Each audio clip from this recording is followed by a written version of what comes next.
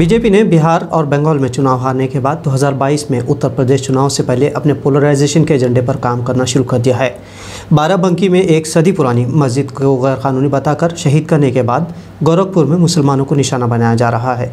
BJP को डर है कि विकास के नाम पर सत्ता हासिल तो कर ली, लेकिन सरकार चलाने में बुरी तरह नाकाम मोदी सरकार अब पूरे देश, खासतौर पर उत्तर प्रदेश में महंगाई, कोरोना के दौर में दबाव, बेड, ऑक्सीजन की कमी और लाशों के अंतिम संस्कार तक न मिल पाने से बीजेपी उत्तर प्रदेश का सबसे बड़ा राज्य गंवा देगी। इसका असर आने वाली लोकसभा चुनाव पर भी यकीनी तौर पर होगा। मशहूर वेब पोर्टल newsclick.in पर एक खबर छपी है जिसमें बताया गया है कि किस तरह उत्तर प्रदेश सरकार गोरखपुर के गोरखनाथ मंदिर के आसपास से मुस्लिम समुदाय की आबादी को हटाने का मंसूबा बना रही है। मुस्लिम तबके पर अपने पुश्तैनी घरों को खाली करने के लिए प्रशासन दबाव बना रहा है।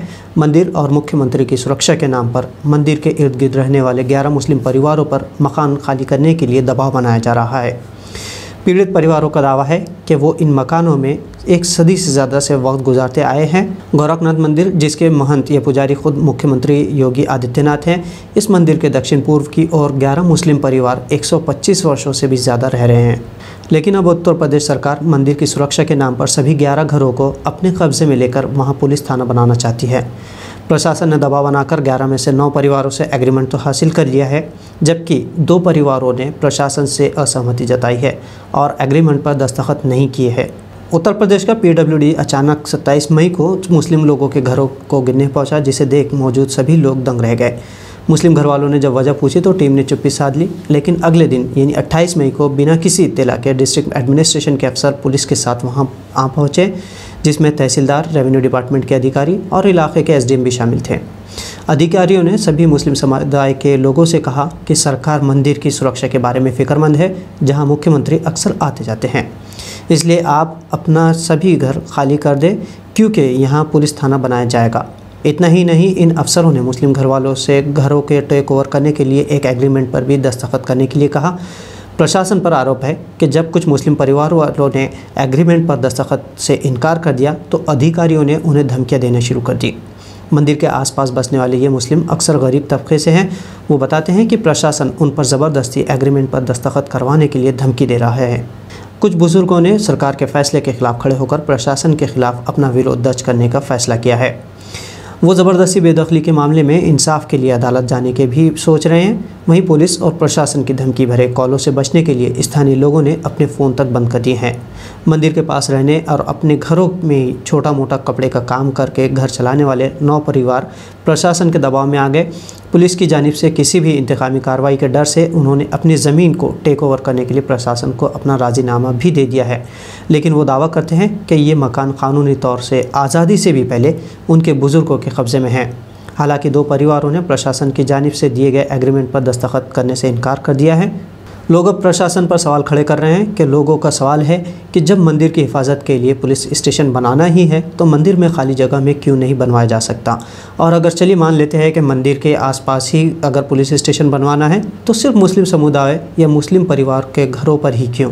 इस सिलसिले में मुशीर अहमद नामी एक 17 साल शख्स ने मशहूर वेब पोर्टल newsclick को फ़ोन पर बताया कि उनका परिवार उनके परदादा के जन्म से पहले ही से इस मंदिर के आसपास इलाके में रह रहा है।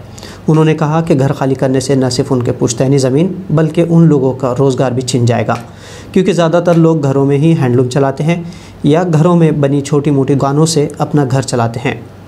घर के साथ उनका रोज़गार भी चला जाएगा। मुशीर का दावा है कि योगी आदित्यनाथ उन्हें ज़ाती तौर पर जानते हैं। उन्होंने कहा कि उनको यानी योगी आदित्यनाथ को इस तरह के फ़ैसले और अड़ियल फ़ैसले और गैर इंसानी फ़ैसले की उम्मीद नहीं थी, क्योंकि मुख्यमंत्री होने के साथ साथ वो उनके पड़ोसी भी हैं। उनके फ़ैसले से उन सभी को, जो पड़ोसी मुस्लिम हैं, उनको सभी को निराशा हुई है। उन्होंने कहा है कि वो मुख्यमंत्री से थाने के प्रोजेक्ट को शिफ्ट करने के मंदिर गरीब पड़ोसियों की शांति से बने रहने के लिए अपील करेंगे। प्रशासन के दबाव से नाराज़ मुशीर ने कहा कि अगर प्रशासन उनके घरों को ज़बरदस्ती खाली करने की कोशिश करता है या अपने पावर का गलत इस्तेमाल करता है तो वो अदालत का रुख करेंगे। इसी तरह जमशेद आलम नामी एक शख्स ने मीडिया से कहा कि वो 1 सदी से मंदिर के आसपास रहते हैं और उन लोगों को कभी किसी तरह से कोई मसला या झगड़ा नहीं हुआ। जमशेद का इल्ज़ाम है कि प्रशासन ने मकामी लोगों के साथ विश्वासघात किया है। प्रशासन ने मुस्लिम लोगों को अंधेरे में रखकर एग्रीमेंट पर दस्तखत कराए हैं, क्योंकि दस्तखत लेने के वक्त उनसे कहा गया था कि उन्हें मंदिर की हिफाजत के लिए स्थानीय लोगों के सपोर्ट चाहिए, और जब लोगों ने दस्तखत किए तो प्रशासन के तेवर बदल गए और प्रशासन ने उन्हें उसके पीछे असली मंशे का खुलासा किया और मकान खाली करने के लिए दबाव बनाना शुरू कर दिया। लोगों ने इल्ज़ाम लगाया कि प्रशासन ने उन्हें एग्रीमेंट पढ़ने तक नहीं दिया। गोरखनाथ मंदिर के पास के निवासी जावेद अख्तर नामी एक 65 वर्षीय शख्स ने मीडिया से बात करते हुए इल्ज़ाम लगाया कि उनसे एग्रीमेंट पर दस्तखत ज़बरदस्ती दबाव बनाकर लिए गए हैं। स्थानीय लोगों ने अपने घरों को खाली करने के लिए नहीं, बल्कि मंदिर की सुरक्षा कवच को मजबूत करने के लिए अपनी सहमति दी थी।